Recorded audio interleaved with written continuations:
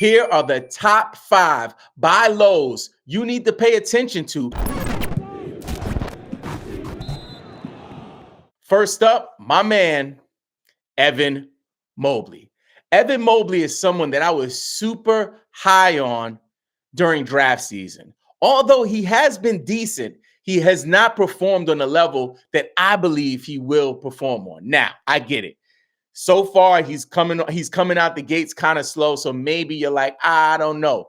The return on value that you could get for him if you make the right deal is huge, because if he turns the corner, he could be like a cornerstone to a championship fantasy basketball team. Next buy low, I don't think you guys are going to like this one, but I'm going to share it anyway. WebsterYama, a.k.a. Wemby. Now listen, Wemby's doing great. I'm not saying that your man Wemby is whack. I'm not saying that he's garbage. I'm not saying that he's dumpster juice. And I'm not saying he's drinking hot dog water. What I am saying is that there's a narrative being created right now around Wemby and Chet Holmgren. And people are like, whoa, I paid this much second round value in some cases for Victor Wembanyama, and I got a deal on Chet Holmgren. So this is really about attacking that angle and that narrative and trying to see if your Wemby manager in your league will look at it like, yo, your man is not even on Chet's level. You know what I'm saying? What can we do to make it happen? Now, on the record, just so there's no confusion, I would not trade Chet Holmgren for Victor Wembanyama. And I'll also remind you that throughout the preseason and draft season, we were high on Chet Holmgren, and we had questions about Victor Wembanyama. And if I had to pick which one I would take first, I would take Chet Holmgren. But there are other players on your roster that you could actually package into a deal to see if you could bring Victor Wembanyama to your squad. So I don't think that he's going to outperform Chet Holmgren in fantasy basketball this season. But I do believe he will be a solid fantasy producer for this season and for years to come. Next up, from the Cleveland Cavaliers, Jarrett Allen. Jarrett Allen has been a disappointment so far. He was banged up at the beginning of the season, so didn't really get to start the season off on the right foot, right?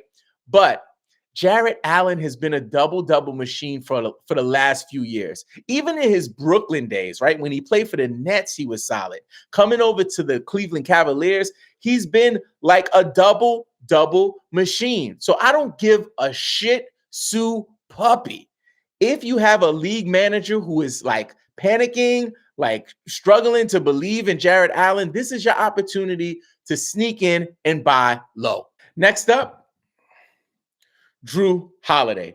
Jrue Holiday is somebody that, since he arrived in Boston, hasn't really gained his footing, right? He's not the Jrue Holiday that we've been accustomed to. But one thing is for sure, that the system in Boston will work in his favor, right? He will be better than he's been. And also, his role is cemented, solid as a rock, consistent. They're not going to be moving him out of the starting lineup, anything crazy like that. So just know that there's a manager in your league that might be sleeping on Jrue Holiday. This could be your opportunity to take advantage of that. My next buy low, Jaylen Johnson. So at the beginning, I told you we was going to find ways to take advantage of this unfortunate situation with Jaylen Johnson's injury, right? This is it. The best buy low is the injury buy low, especially for a team in your league that has Jaylen Johnson. You know, maybe they sitting at 500 or a little bit below 500. They're not sure if their team is really, they're not sure if their team is really going to be able to compete. They're having doubts. Create the narrative. Send your man a text. Yo, Jaylen Johnson, man, I'm sorry, man. I'm sorry to hear about the Jaylen Johnson injury, man. You good?